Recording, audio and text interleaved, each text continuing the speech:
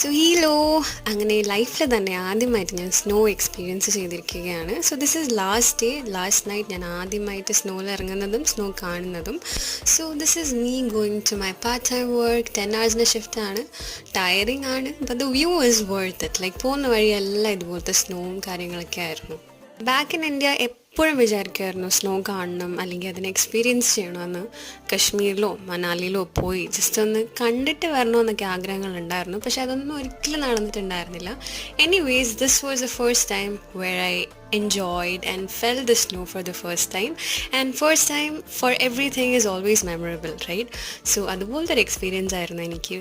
And ഇത് എൻ്റെ part time വർക്കിലേക്ക് പോകുന്ന വഴിയാണ്. ആൻഡ് ഇവിടെ വെച്ചിട്ടാണ് ഞാനൊരു ഡിയറിനെ നേരിട്ട് കണ്ടിട്ടുണ്ട്, പക്ഷെ ടു ക്ലോസ് ടു മീ ഓടി പോകുന്നുണ്ടായിരുന്നു.